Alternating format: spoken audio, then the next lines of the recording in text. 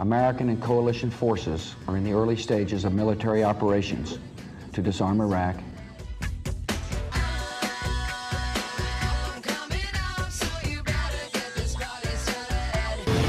I'm Spider-Man. If you had one shot, I'm so honored to thank the Academy. to seize everything you ever wanted, one moment that you captured, just let it slip. Yo. In the music, the moment you own it, you better never let it go. You only get one shot, do not miss your chance to blow. This opportunity comes once in a lifetime. You better lose yourself. Kelly Clarkson. 'Cause that's the good stuff.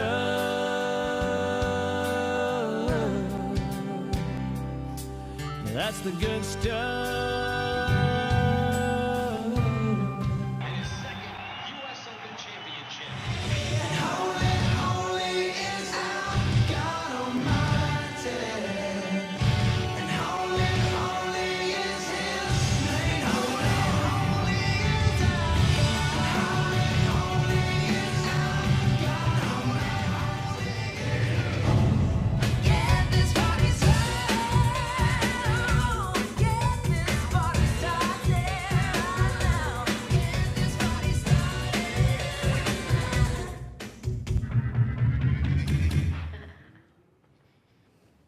Good morning. Isn't that awesome? You can clap for that. That's cool. You can clap, yeah. Welcome to Urban Community Church. My name is Sam. I'm one of the pastors here. Thrilled that you're here on this awesome Sunday morning, that we're beginning our celebration of 15 years here at RCC. It's our new series. It's kind of a fun series for a whole month. We're going to be celebrating all the ways that God has blessed RCC and worked through RCC and all the amazing things that have happened here. It's fun to look around. You can see the reel of different pictures of things that have happened over 15 years. That video wows me because there's so many things that have happened over these past 15 years. It's been amazing. All the ways that God has worked here, it's just been this remarkable thing and such a fun thing to be part of. So we're going to have some fun, like Aaron was talking about. All kinds of fun activities are going to happen. This week, we're going to obviously have something interesting and fun happening. Next week, Pastor Mike is actually all weekend long going to be giving the same sermon he gave 15 years ago, so you'll find out if it's any good still or not. That should be fun. And then we'll also have Janet Planet back. She actually performed or led worship that first Sunday that we ever had here, and we'll sing the same exact song, so that'll be really fun. And then in addition to that, the week after that, we'll have the Fall Fest and some awesome and really meaningful things as we close out the series here in the end of September. So look forward to those things happening. It's going to be a great month. We're really looking forward to just celebrating all the ways that God has been so incredibly good to us here and just worked in so many amazing ways. This morning, as you can tell, we're going to have a little bit of fun. This is actually something that happened a number of years ago that was especially fun, so we thought we'd do it again. It's a story that we're going to be telling, this very serious, very powerful thing that happened in the Bible that we're going to be illustrating in a fun way. But as we talk about it, what's fun is we'll have some quirkiness with it, but then we'll also find some meaning at the end with it as well. But in order to do what we're going to do this morning, I actually need a little bit of help. So I'm going to invite Amy Holley up on stage, who helped do this when we did it the first time. She did it with Mike last time, and she says that my art skills are better than his. You can be the judge of that. So we're going to have some fun this morning. We're going to be talking about this story, and it's a story from the book from Numbers 13 and 14. The book and chapter, not like the hashtag Numbers 13 and 14, but the book Numbers 13. Oh, Sam, are you okay? Do you have a little bit of runner's cough? I know you run a lot. I never get that runner's cough thing. Wait. Oh. My chest. I don't know what's going on. What? Actually, I think what's going on is... Is this an art attack! What's an art attack? An art attack, besides being something that makes us look like total dorks up here, is where we tell Bible stories using art. Oh, that's fantastic. This should be a lot of fun this morning. So Numbers 13, 14, we're going to do that up here? Yeah, I think All right. so. Sounds good. So we're going to start the story that happens in Numbers 13 and 14. And like any good story, especially the stories that come from the Bible, it begins with a main character, and that is God. God. Good luck drawing God. All right, I'm gonna Nobody's give my ever best seen bet. him. Yes, here we go. There we go. All right, there's God. Well, we should maybe give him a little more characteristics. There we go. In case you're wondering, this is God. God. And in the Bible, a lot of times, God appears as being very glorious. So I'm going to just kind of spruce this up a little bit. Great. Does that work? He's very glorious. Shiny. Yes, well done. All All right, right, so thank we you. start with God, and where we enter the story is this. We enter it in Egypt, and in Egypt, God's people, Israel, have been enslaved. And they've been enslaved for a long time, and they're crying out because they've been under this pressure of slavery for a long time, and they're wanting to be freed from it.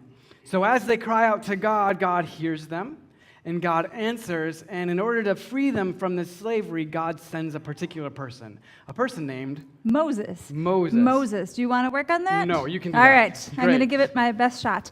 I mean, So- I think I can do this pretty well because he looks like Charlton Heston, right? Yes. so Moses? just- All right. So, This is going to be a perfect picture of Charlton Heston. all right, let's try this out here. So, what is that? Well, every good Bible character has a headdress of some sort, right? Yes, I think So so. this is the headdress. All right, so there's Moses. All right. She's way better than me. Well, I think my art skills are about as subpar as my cool bus. So here's Moses. What else does he need, do you think? I think he needs He probably needs a staff, right? Yep. Okay, a staff. Well, his arm looks more like a foot. And then But- he's missing something. He also needs something I'm well acquainted with. He needs a beard. My husband has a very ginormous beard. Yeah, I think you should grow it out to the Moses line. No. I think you should definitely do that. Let's make that happen. All right, so there's Moses. That's a great looking Moses. Well, She's thank good. you. This is great. Thank you very much. All right, so there's Moses, and Moses goes in, and what happens with Moses? Well, Moses goes into Egypt and he tells the Pharaoh, God says, let my people go, and Pharaoh resists. So God sends a variety of plagues to convince Pharaoh eventually to let them go, and Moses eventually does lead them out of Egypt into the wilderness or the desert. And while they're hanging out in the desert for about a year, God does a couple things. He gives them the 10 Commandments, they build the tabernacle, and then after about a year, he leads them to the edge of the promised land. But before we get there, we probably should draw the Wilderness. the desert. All right. Here we go. So we got the wilderness. All right. And every good wilderness, oh, can I have green over there, Sam? You bet. Every good wilderness needs a couple of, is it cactuses or cacti? I don't know the plural. Let's say cactuses. Cacti. All right, you all are the authority there. I'm homeschooling All right. my kids. This is a little scary. I don't even know the plural. All right, so there's the sun, because it's obviously very hot in the wilderness. Okay. And we need a what couple, else? We I don't have know. cacti, and probably should be like some tumbleweeds, Tumbleweeds. in the desert, All right? And you know what I usually see in pictures of the desert? I see like these, oh, this marker doesn't work. I'm going to get rid of that one. I see these like cow skulls. Is that what that is? Yes. Okay. So there's a cow skull? Here, X's, because he's dead. Does that work? Yeah, that works great. It's very All right. desert-ish. And now they're hungry while they're out in the desert, and so they also have to have some other things. They have to have manna, right? Oh, manna. God supplies this Yes. manna. Looks a Apparently little it's- bit like Frosted Flakes. Yeah, pink frosted flakes. What Yes. is that? Special K. Special K. Special K. All right, so we've got that. They're out in the wilderness. They're traveling around. They're headed towards the promised land. And so they're trying to get in there. And finally, they reach the shores of the bank so they can cross over into the promised land. And God tells them to send some people, some spies in to go and explore the land. Yep. So One spy from each of the 12 tribes of Israel. So that's 12 spies, which is kind of a lot. So can you abbreviate that a little bit? yeah, I think we can All right. probably handle that. All right. So we've got the spies. We'll just, they're out in the wilderness. We'll Oh. make that a nice little tent. That's very nice, Sam. I'm getting really good at this. All right, so there's Yeah. a tent, and there's like, what, 12 of tribes, them. so times 12 There we go. represents the 12 spies. All right, so we've got a tent for the 12 spies. All right, so 12 of them, but we really probably ought to illustrate 2 of them because they're really important in the story. 2 of them were named Joshua and Caleb. Yes. And they were super courageous. Courageous for sure. 2 spies. So let's whenever draw we them. say Joshua and Caleb, by the way, we need you to participate, have a little fun with us, and say courageous. So be really courageous about this and say courageous. Courageous. Wow, you guys knocked it out of the park. That was great. All right. Well, do you want to draw Joshua or Caleb? I'll do Joshua. All right. Oh, well done. Way to go. Yes. You guys are so on the ball. On it. All right, Okay, so I'll do Joshua. I got Caleb. I got a kid named Caleb, actually. The spies. We'll just call them the spies. All right. I have a feeling that my Caleb's going to turn out looking a lot like Moses. Beard. Maybe his beard's not quite as long as Moses's, though. Oh, his arm's really long. He doesn't have a staff either. Oh, Sam. I'm really That's good at very this. nice. Give him a little beard. That's good, Sam. You're welcome. You can pay me to paint something later. All right, so I'm glad neither of us are art teachers for a living. This is a good thing. Big Joshua. All right, so anyways, we have Joshua and Caleb. Yes. Who Very are good. courageous, and they're supposed to be. Spies. So they don't look very much like spies, so we got a prop here. Yeah, I gotta add spies. Okay, now they're spies. Spies. There's some hair on Yes. there. Okay, we're good. All right. My hair is stuck in there? Sorry. All right, so we got the spies, almost faked it there. We've got the spies, and they go out into the promised land. Yeah, and Moses gives them a job. He's like, Yes. hey, I want you to go check this place out. I want you to find out what it's like. Are there hills? Are there streams? Are there trees? Yes. What's the produce like? Oh, no, our spies became less spy-like. Okay. So they're trying to assess the land and try to basically give it a grade. And so they go in, like they've been living in the desert, so they're really used to an F, right? Really like the worst living conditions, it's really hard. And they need to turn it, or they're hoping that maybe, I'm really good at this, they can find something that's an A Sam, plus even. I just have to ask you, did you ever do that growing up? Turn your F's into an A? Plead Because fifth, you look and a we'll little keep too going. skillful at that. So they went and assessed it, and other ways to assess Or, well, you know, sometimes people feel bad about a grade, so we can just do pass, fail, or satisfactory, unsatisfactory. All right, sounds There good. we go. We don't want anybody feeling bad about themselves. The No, we land don't. feeling bad about itself. All right, so they went from the desert into the promised land to check it out. And what did they find? The most amazing land they could ever have Yeah. dreamed of. All right. A land that had all kinds of streams Rolling hills, and vegetation, trees. all kinds of places to find great things to eat. They found huge walled cities.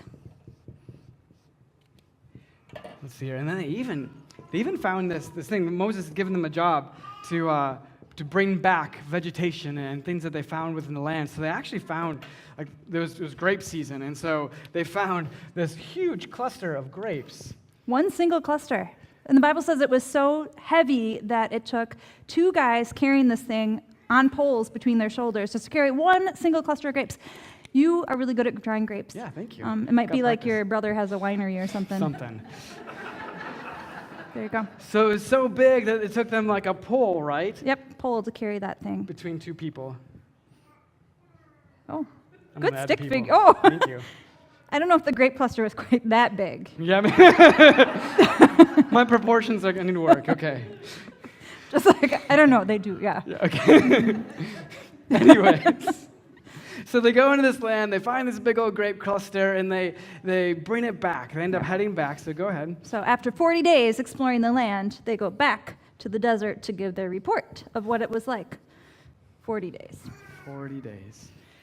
And when they get back, they begin to describe the land. Everybody that's back at their land. So they're describing it to Moses and all the people of Israel, and they say that it is a land that's flowing with Milk and honey, which sounds amazing unless you're lactose intolerant. Then it sounds not so good. So a land flowing with milk and honey was kind of like their way of saying it's amazing. So in Yeah. today's terms, it might be a land flowing like with a perfectly crafted cup of coffee and some butter croissants, or if you're Wisconsinite, what is it, beer and brats? Oh, somebody said or beer and brats like at last something like that, service. cheese. It's like there's a perfectly amazing place. a land flowing with milk and honey or beer and brats or Coke and pizza. Pepsi and pizza. Coke and pizza. Pepsi and pizza, but We can't be friends anymore. Okay. So, all right, so we need to draw the milk and honey. yes. So let's have a little contest. You guys want to judge a contest? We'll see whose drawing skills are a little bit better. One of us will draw the milk and one will draw the honey, and then you guys can vote. Great, yeah, I'm Does that pretty sound good? excited about All right, what do you this. want to do, the milk or the I honey? think I'll take the milk. All right, I'll take the honey. All All right, right, don't look so- at my stuff, all right? yes. Just, Okay. all right, Here we go. here we go. Talk amongst yourselves while we work on this. I'm super excited about this. This one is I'm excited to see what you draw, Sam. going to be so good. I think my chances of winning this thing might be pretty good. I don't know about that. I'm really good at drawing milk. Are you done? Almost. Okay, I'm done. Best one yet. All right. All right, ready? One, Take a two, look. 1, 2, 3. First of all, it's not milk. I'm not even sure. Is that a cow or a goat or what is that thing? Of course it's milk. It's a cow, okay? It's a What is cow. that? That's not even honey. Come on, that's It's not a honey. beehive. That's where the honey grows. Yeah, I don't know. Or I don't grows? think that's it. Is made? I don't know. I won, right? Let's agree with this, yes? Okay, We good. won't vote. We'll spare both of our feelings because we both Satisfactory. We We're both all stink, satisfactory. to be honest. We are satisfactory. Or maybe not. I don't know. Anyways, let's really draw milk and honey. Okay, All right, sounds let's good. try We this can do again. this. All right. When in doubt, spell it out. Oh, I did the same There we thing. go. Man, you're way better at this. That's awesome. Oh. There you go, honey. It's Pooh Bear with honey dripping off of his I know, paws. you For the even added kids in the honey. crowd. That's really good. Thank you. Thank you. Milk, see? There's All the right. missing person. You know what? Just for that, you totally won. Okay, That was a thank good you. detail. All right, so milk Very and nice. honey. A land flowing with milk and honey, or beer and brats, or Coke and pizza. Yes, one or of those. Pepsi and pizza, as it Coke may and be. pizza. Thank you. So, anyways, they said the land is amazing, Yeah. but the 10 big of the but. 12, 10 of the 12 went about and spread these rumors because they were afraid. They were fearful to go into the land. So they spread these rumors that there were these gigantic men, giants there, that were just so big and huge. They had ginormous muscles. And they were a little afraid of them, and whatever. There's a. Oh, headdress. There we go. A headdress makes anything look like a Bible character. There we go. Did you know that? I did. There. Now I'm going to I help did. you out. Thank you.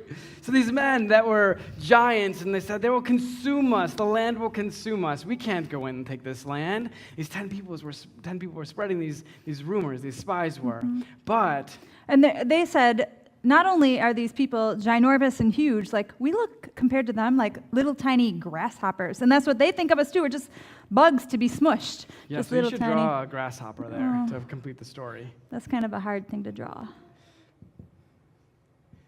That's really good. Yeah, thanks. So we're like grasshoppers to them, they said.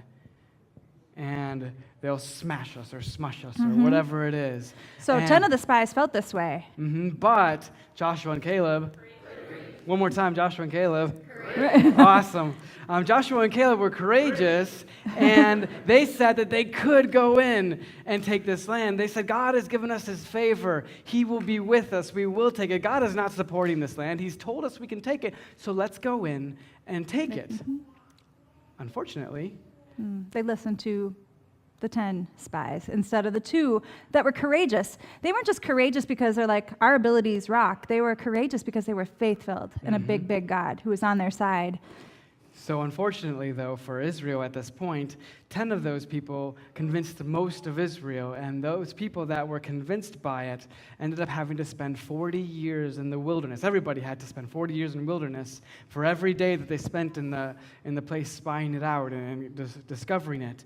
And so over those 40 years, everybody who had doubted, everybody except for Joshua and Caleb, who were courageous, passed away in the wilderness, them and their children. And so the next generation was raised up, and then they came to the banks of this promised land, filled with faith that God would give them this land, and then took the land. This land that was the promised land, the land flowing with milk and honey. And so, And they were led by Joshua, yes, who God gave a special instruction to. It's one of my favorite verses in the Bible. It's found in Joshua 1:9, where God says, "Be Yep. strong and courageous, for the Lord your God will be with you wherever you may go." And that verse is actually hidden in our picture today. Do you want to point it out? I would love to. It is, "Be strong and courageous, for the Lord your God is with you wherever you may go." And that's a good thing for us to remember in our daily lives. thank you, Amy, for being Thank up here. Let's you. give her a round of applause. Thank you.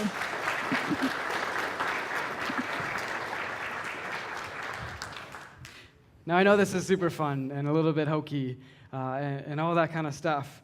But what's great about this, and what was fun to think about all week long as we practice our art skills, As we did that, it was fun to think about just how many parallels there are to RCC. I mean, 15 years ago, when Pastor Mike came here with Janet and the family and had this group of people that were excited to start this church, there were a lot of people that were saying it just wasn't possible. There were a lot of people who said, you can come in here, you kind of always feel like outsiders, and it's just not going to grow. It's not going to amount to anything. But they had, ringing in their ears, these words from God saying, you're supposed to go to Ripon, you're supposed to plant a church.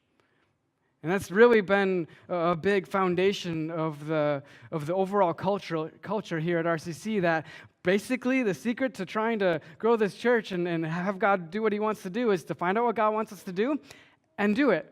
And that's literally what we've been trying to do for 15 straight years. And when you look around you at the pictures on the wall of what's happened over these 15 years, I mean, 560-some people have been baptized over here the past 15 years. A bunch of mission trips, a bunch of people's lives have been changed and transformed, and a community has been changed because of it.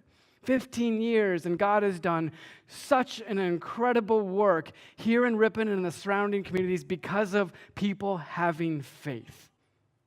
Having faith and being strong and courageous. And so that's been happening over the past 15 years, but here we are celebrating it. And as we celebrate it over the course of this month, the thing that comes with that encouragement, the encouragement of what's happened over these 15 years, also comes a challenge. A challenge. A thing that we should all be thinking about. Because that's happened 15 years now. What about the next 15 years? The next 30, the next 45? The next year, really? What's going to happen next? There were those people that came here and started this church and had that faith and that courage. But who are going to be the people that will have that courage and that faith moving forward into these next years? Who will be part of it next year, the year after that? Will you? My challenge to you this morning is this. If you're here and you're kind of checking it out, or if you're here and you've been coming for a while, are you going to play a role in that? Will you have this faith that God is going to use this church and then use you personally to do his work here in this place, in Ripon, Wisconsin, and make a difference? Will you be part of that? Because God works through people who have faith in him and believe that he can work and make a change. If you don't believe it, he's not going to work through you. He'll choose someone else. So we have, as we sit here this morning, the opportunity to be part of that. And I want to encourage you that as you consider what's happening over this next month, we're going to be celebrating, but in the back of your mind, over the course of this next month, be asking yourself that question: is this my church home? Is this a place that I want to have an impact? Is this a place where I can feel like God is working through me? Can I play a role in that? Inside the church, with serving, outside in the community, with telling your own story and showing how God's changed you. Is that someone that you can be? That's my challenge to you. And as we finish with that, I'm going to say a prayer that God would give us the courage to be strong and courageous and have that kind of faith as we go forward in these next months and years. Would you pray with me? Dear God, man, we're so grateful. We're so grateful for all the ways that you have blessed this place and this community, this church. You've blessed us and you've worked through us. And we ask that you would continue to do so. But God, we ask you that, knowing that the only way you will is as if we continue to have our faith placed solely and completely on you. That you would be the one that leads us, and that we would look to what you want us to do, and then we would simply go and do it, trusting that you have gone ahead of us and you have made it happen, just like you did with Joshua and Caleb in Israel. God, give us the ability to know what that looks like for us personally, and that we would have the courage to take those steps. We pray this in Jesus' name. Amen.